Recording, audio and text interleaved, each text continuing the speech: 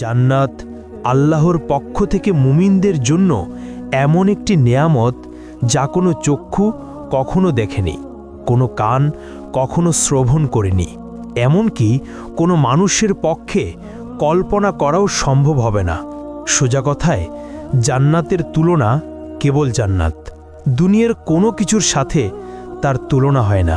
এই ভিডিওতে আমরা কোরআনের আলোকে সেই জান্নাতের বর্ণনা শুনব, যার দৃশ্যগুলো শক্তিশালী এআই দ্বারা তৈরি, যা কেবল বোঝার সুবিধার্থে প্রতীকী রূপে ব্যবহার করা হবে। ভয়াবহ হাসরের ময়দানে যখন মানুষের জীবনের প্রতিটি কর্মের হিসাব নেওয়া হবে, তখন কারো ভাগ্যে জান্নাত নির্ধারিত হবে, আবার কারো ভাগ্যে জাহান্নাম। এবার কল্পনা করুন, আল্লাহর রহমতে আপনি সেই সৌভাগ্যবান বান্দাদের একজন যাদের জান্নাত নসিব হয়েছে। আপনি দাঁড়িয়ে আছেন জান্নাতের দরজায়। চিরশান্তির সুন্দর জীবন কয়েক কদম দূরেই আপনার জন্য অপেক্ষা করছে, কিন্তু ভেতরে প্রবেশের আগে আপনাকে সম্পূর্ণভাবে পরিশুদ্ধ হতে হবে। আপনার শরীর থেকে দুনিয়ার সব অবশিষ্ট দূর করতে হবে। তখন আপনাকে বিশেষ এক নদীতে গোসল করানো হবে। সেই নদীর পানি আপনার সব দুর্বলতা ও ত্রুটি দূর করে ফেলবে। আপনার শরীরের সব লোম অদৃশ্য হয়ে যাবে, দাড়ি, গোঁফ, এমনকি শরীরের অন্যান্য পশমও উধাও হয়ে যাবে। ফলে আপনি হবেন ৩৩ বছরের টকবগে সুদর্শন মানুষ। কিন্তু এখনও আপনি পুরোপুরি প্রস্তুত নন, আরও কিছু ধাপ বাকি আছে।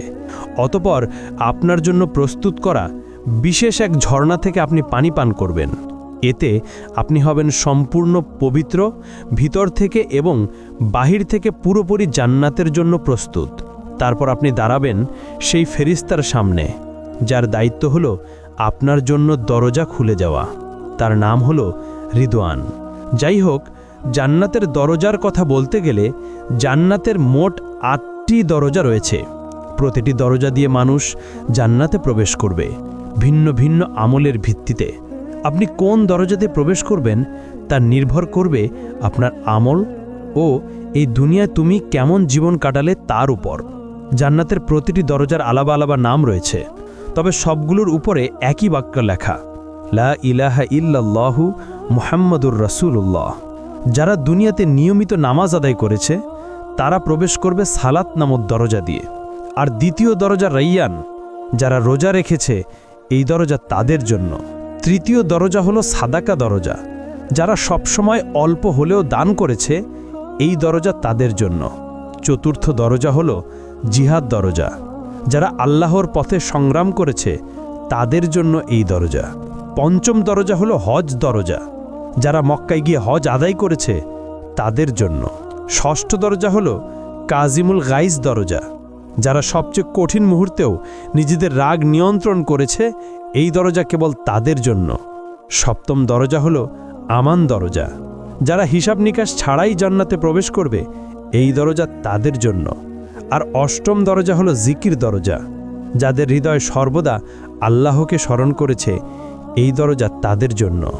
যখন জান্নাতীরা দাঁড়িয়ে থাকবে তাদের নিজ নিজ দরজার সামনে, তখন জান্নাতের দরজা খুলতে শুরু করবে। তখন আপনি অনুভব করবেন এক মৃদু উষ্ণ বাতাস আপনার মুখে লাগছে, এমন বাতাস আপনি কখনো অনুভব করেননি।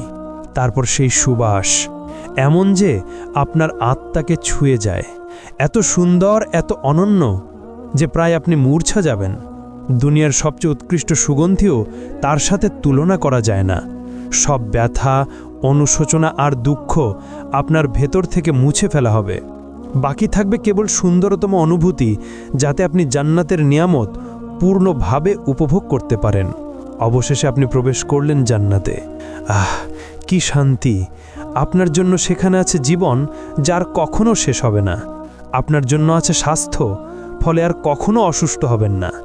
আপনার জন্য আছে যৌবন, ফলে আর কখনো বুড়ো হবেন না। আপনার জন্য আছে সুখ, ফলে আর কখনো দুঃখ পাবেন না। আপনি জান্নাতে প্রবেশ করতেই ফেরেশতারা আপনাকে স্বাগত জানাবে আর বলবে, আল্লাহর পক্ষ থেকে তোমার উপর শান্তি বর্ষিত হোক, স্বাগতম, এখানে চিরকাল থাকো। প্রথমে আপনাকে দেওয়া হবে প্রাসাদ, বাগান ও পুকুর সহ। তারপর আপনার হৃদয় যা চায় তাই আপনাকে দেওয়া হবে। একটিও বাদ যাবে না। হ্যাঁ বন্ধু, এটাই জান্নাত। এমন এক জায়গা যেখানে নেই কোনো দুঃখ, নেই কোনো ভয়, নেই বার্ধক্য, নেই ব্যথা। এমন এক জায়গা যেখানে রয়েছে সব সৌন্দর্য যা আপনি জানেন এবং জানেন না। আপনি বসবাস করবেন এমন ঘরে যা তৈরি হয়েছে সোনা ও রূপার ইট দিয়ে।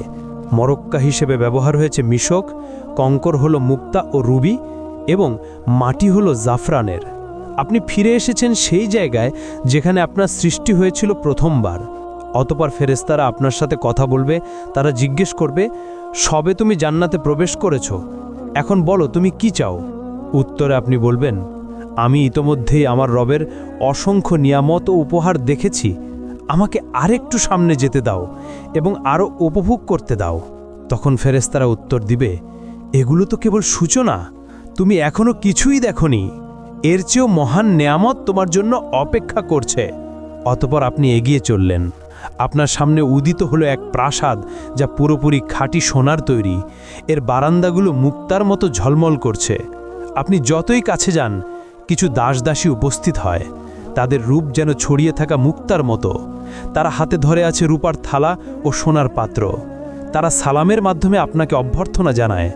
আপনিও সালামের জবাব দিলেন।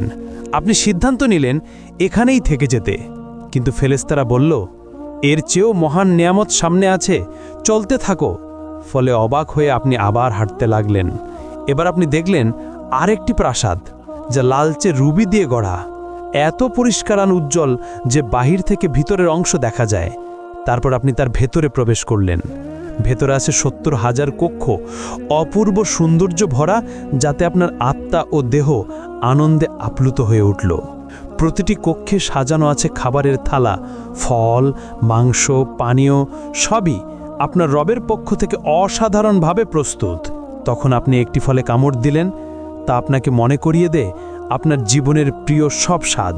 তবুও স্বাদটি একেবারেই নতুন, এর আগে কখনো অনুভব করেননি। আপনি এক চুমুক পানীয় পান করলেন, ফলে আপনার হৃদয় ভরে ওঠে অবর্ণনীয় সুখে। হঠাৎ একটি দরজা খুলে গেল। ভেতরে প্রবেশ করল আপনার প্রিয়জনেরা, আপনার মা, বাবা, প্রিয়তমা স্ত্রী আর সন্তানেরা। আর কি চাই! আনন্দে আপনার নিঃশ্বাস আটকে যাওয়ার মতো অবস্থা। যেসব মুমিনদের সাথে আপনি পৃথিবীতে চলাফেরা করতেন, তারাও এখন আপনার পাশে। তাদের দেহ ঝলমল করছে আর মুখে সুন্দর হাসি। চতুর্দিকে প্রাসাদ, বৃক্ষ, নদী আর নিয়ামত, সব কিছু কেবল আপনার জন্যই সাজানো। এক সীমাহীন জগৎ যার কোনো সীমানা নেই।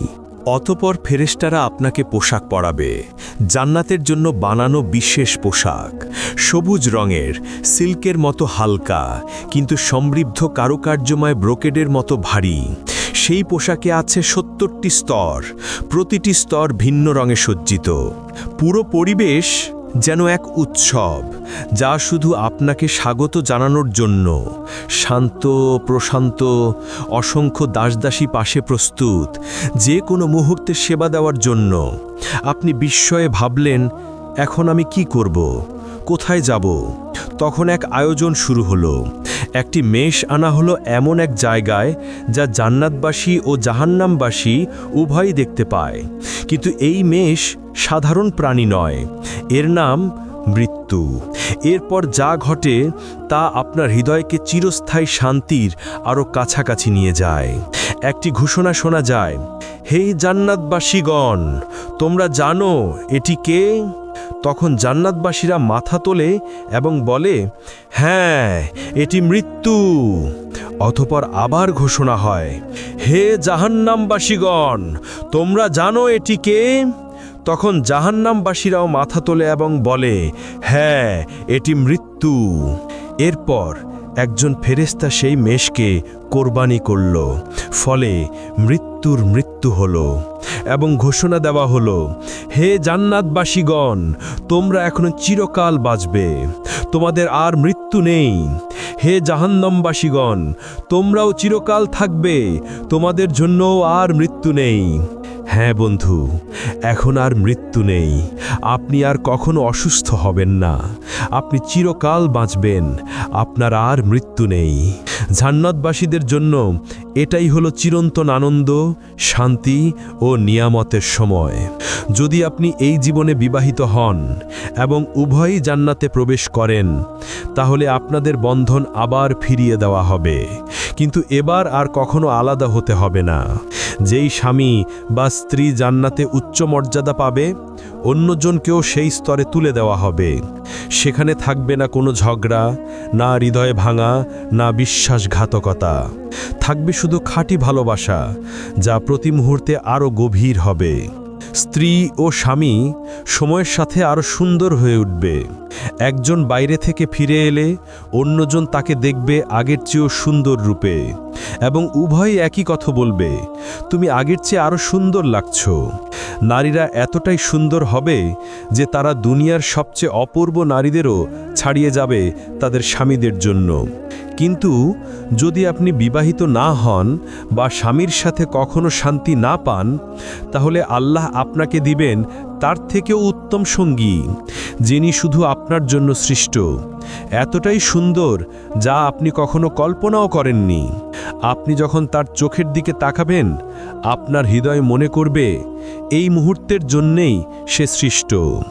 আপনি তার হাত ধরবেন এবং একসাথে হাঁটবেন চিরন্তন জীবনে স্বামী স্ত্রী হয়ে। জান্নাতে মানুষ উঠতে পারবে, অসীম উপত্যকা, বৃক্ষ ও পাহাড়ে হেঁটে বেড়াতে পারবে, অথবা মুহূর্তেই এক জায়গা থেকে আরেক জায়গায় টেলিপোর্ট করতে পারবে। মানুষ জান্নাতে চিন্তার গতিতে চলাফেরা করবে, যেমনটা বর্তমানে আত্মা করে। কারণ আত্মা যখন দেহের কারাগার থেকে মুক্ত হয়, সে তখন স্বাধীনভাবে চলে বেড়ায়, স্বপ্নের মতো। আপনি দুনিয়াতে চোখ বন্ধ করলে হয়তো লন্ডন দেখেন, পরের মুহূর্তেই টোকিও বা ইস্তানবুলে পৌঁছে যান। কিন্তু জান্নাতে এই স্বপ্নের মতো অভিজ্ঞতাই হবে বাস্তব। হ্যাঁ, জান্নাতবাসীরা পাখির মতো উড়বে। তারা বাগান, পাহাড় ও প্রাসাদ ভ্রমণ করবে, যা কোনো চোখ আগে দেখেনি। তারা বন্ধুদের সাথে মিলিত হবে, খাবে, দাবে, গভীর আলাপচারিতা উপভোগ করবে, যা দুনিয়ার আনন্দদায়ক আলাপের চেয়েও উত্তম হবে। তারা ভোজ আয়োজন করবে, নবীদের সাথে বসবে, সরাসরি সাহাবীদের কাছ থেকে তাদের কাহিনী শুনবে, আউলিয়ার সাথে সাক্ষাৎ করবে এবং উষ্ণ আনন্দঘন কথোপকথনে অংশ নেবে, যা দেবে অফুরন্ত আনন্দ। আর দুনিয়ার সবচেয়ে বড় সমস্যা একাকিত্ব চিরতরে শেষ হয়ে যাবে। সেখানে আর কেউ একা বোধ করবে না। দুনিয়ার অচেনা মানুষ, গরিব, অসুস্থ, বন্দী, সমাজের তাড়ানো মানুষরা সেদিন তারও ফিরে তাকাবে সব কষ্টের দিকে এবং বলবে, এই কষ্ট তো কিছুই ছিল না। আমার রব আমাকে এমন সৌন্দর্য, বন্ধু আর নেয়ামত দিয়েছেন নিজের সান্নিধ্য থেকে। যদি আমি এর চেয়েও ভয়াবহ কষ্ট ভুগতাম, তবুও আমি সন্তুষ্ট থাকতাম। জান্নাতবাসীরা জান্নাতে কি খাবে এবং কি পান করবে? যখন মানুষরা প্রথম জান্নাতে প্রবেশ করবে, তখন তাদের প্রথম খাবার হবে এক তিমির কলিজা। হাদিসের ভাষ্যমতে এটি সেই তিমির কলিজা যেই তিমি দুনিয়াতে হজরত ইউনুস আলাইহিস সালামকে গিলে নিয়েছিল। আসলে জান্নাতে কোনো খাবারের প্রয়োজন হবে না। সেখানে খাওয়া দাওয়া হবে কেবল আনন্দের জন্য। বিশেষ করে পাখির মাংস এবং ফলমূলের মধ্যে ডালিম, আঙুর, চেরি, কলা এবং খেজুর থাকবে। আর পানীয় হিসেবে থাকবে সোনার পেয়ালায় দুধ, মধু, বিশুদ্ধ পানি, কাফুর ও তাসনিম। জান্নাতবাসীরা এই নিয়ামতগুলো চিরকাল ভোগ করবে, কিন্তু কখনো ক্ষুধা বা তৃষ্ণা অনুভব করবে না।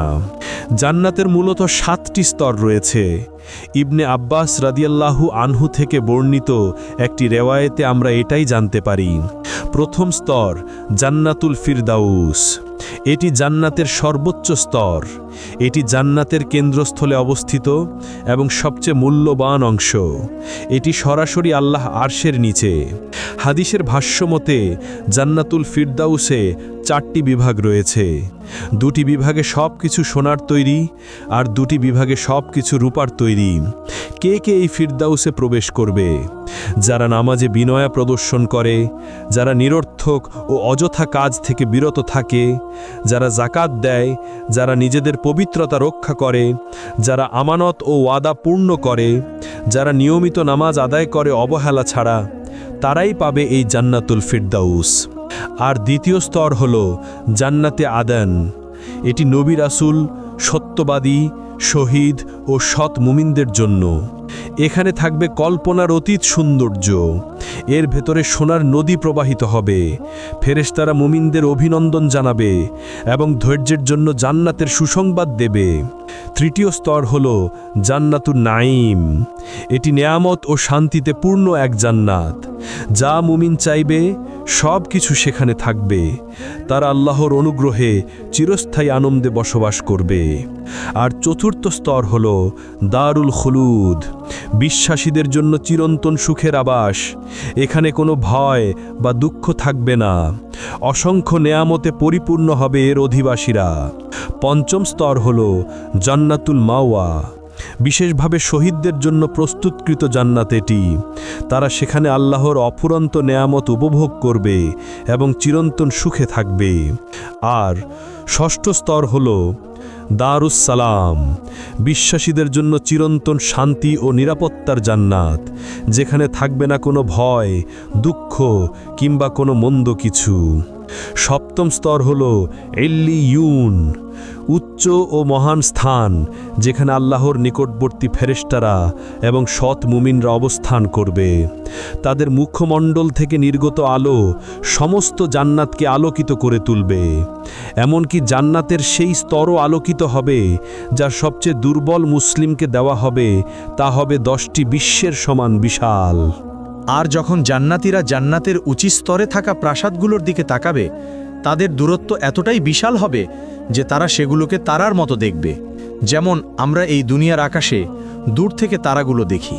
তারা ধীরে ধীরে অভ্যস্ত হয়ে যাবে জান্নাতের জীবনের সাথে। চারপাশে থাকবে অমর যুবক খিদমতগাররা, যারা সবসময় তাদের সেবায় প্রস্তুত। তাদের আনন্দ দেওয়ার জন্য এবং সেবা করার জন্য আল্লাহ হুরগণকে সৃষ্টি করেছেন। তারা এতটাই পবিত্র যে কোনো মানুষ বা জিন তাদের স্পর্শ করেনি আগে। তারা এতটাই বিশেষ যে যদি তাদের মধ্যে একজনও এই দুনিয়ার কোনো সাগরে থুথু ফেলত, তাহলে দুনিয়ার সব সমুদ্র ও সাগর তাৎক্ষণিকভাবে নোনতা থেকে মিষ্টি পানিতে রূপান্তরিত হতো।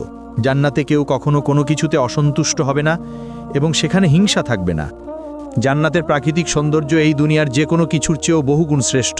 সেখানে অসংখ্য গাছ থাকবে, কিন্তু একটি গাছ বিশেষভাবে আলাদা, তা হলো তুবা গাছ। এর আকার বর্ণনাতীত। যদি একজন অশ্বারোহী দ্রুতগতিতে দৌড়াতো, তবু এর কাণ্ড অতিক্রম করতে 100 বছর লেগে যেত। তুবা গাছ এতটাই বিশাল যে এর শাখা প্রশাখা জান্নাতের সব স্তরে পৌঁছায়, প্রতিটি ঘর পর্যন্ত ছড়িয়ে পড়ে, যাতে সবাই এর অনন্ত নেয়ামত ভোগ করতে পারে। জান্নাতের আরেকটি বিস্ময়কর বিষয় হলো কাউসার নদী। এটি আমাদের প্রিয় নবীকে বিশেষ উপহার হিসেবে দেয়া হয়েছে। এর পানি দুধের চেয়ে সাদা, মধুর চেয়ে মিষ্টি। এটি প্রবাহিত হয় আল্লাহর আরশের নিচ থেকে সিদরাতুল মুনতাহা হয়ে, তারপর জান্নাতুল ফিরদাউসের ভেতর দিয়ে অবশেষে জান্নাতের প্রতিটি স্তরে পৌঁছে যায়। এই নদীর ঘ্রাণ ও স্বাদ আমাদের আজকের কল্পনারও অতীত। কাউসার নদী ছাড়াও জান্নাতে থাকবে বিশুদ্ধ পানির নদী, যা কখনো নষ্ট হবে না। দুধের নদী, যার স্বাদ কখনো পরিবর্তিত হবে না। মদের নদী, যা পানকারীদের আনন্দ দেবে কিন্তু কোনো নেশা সৃষ্টি করবে না। এবং খাঁটি মধুর নদী। জান্নাতে এক কোমল বাতাস বইবে যখনই আমরা চাইব। যখন তা গাছের পাতার ভেতর দিয়ে বয়ে যাবে, সেই শব্দ হবে এত সুন্দর যে এই দুনিয়ার কোনো কিছুর সাথে তার তুলনা করা যাবে না। আরেক বিশেষ আনন্দ হবে সাপ্তাহিক বাজারে যাওয়া। সেখানে উত্তর দিক থেকে বাতাস বইবে আমাদের মুখমণ্ডল ও পোশাকে। এতে আমাদের সৌন্দর্য ও রূপ আরও বেড়ে যাবে এবং প্রতিবারই আমরা হব আগের চেয়ে অনেক বেশি সুন্দর ও আকর্ষণীয়। জান্নাতের সবচেয়ে সুন্দর দিকগুলোর একটি হলো আমরা দুনিয়ার জীবনকে স্মরণ করব এবং আমাদের প্রিয়জনদের সাথে সময় কাটাবো যারা জান্নাতের উপযুক্ত হয়েছে। আমরা একসাথে বসবো, আলাপ করব, একে অপরের জন্য যে দুনিয়ার অভাব বোধ ছিল তা মিটিয়ে নেব। কিন্তু এত সব বিস্ময়ের পরও এগুলো জান্নাতের কেবল অল্প অংশ। আসলেই কত চমৎকার শোনায়, আর হৃদয়ে কত সুন্দর অনুভূত হয়। তবে এখন আসি সেই সর্বোত্তম বিষয়টিতে, যা জান্নাতকে সত্যি জান্নাত বানায়। এ পর্যন্ত যা বলা হলো, না প্রাসাদ, না নদী, না অফুরন্ত নেয়ামত, কোনোটিই এর সাথে তুলনীয় নয়। সবচেয়ে বড় উপহার হলো আল্লাহর মুখমণ্ডল দর্শন। জান্নাতে সেই দিনে, যা দুনিয়ার শুক্রবারের সমতুল্য, আল্লাহ জান্নাতবাসীদের নিজের উপস্থিতিতে স্বাগত জানাবেন। প্রিয় বন্ধু, জান্নাত সহজ কোনো পুরস্কার নয়। এটি প্রতিশ্রুত কেবল তাদের জন্য যারা আল্লাহ দিকে ফিরে আসে, হারাম থেকে বেঁচে থাকে, ইবাদতে অটল থাকে এবং সুন্দর চরিত্র নিয়ে জীবনযাপন করে। তাই আসুন আমরা মুমিনরা শক্তিশালী হই এবং আমরা একে অন্যের জন্য দোয়া করি। আসুন আমরা সবাই নিজেদের জন্য এবং সব মুসলমানের জন্য দোয়া করি। আল্লাহ আমাদের ক্ষমা করুন, আমাদের প্রিয়জনদের সাথে জান্নাতে মিলিয়ে দিন, আর আমাদের সবাইকে সর্বোচ্চ স্থান আল ফিরদাউস দান করুন।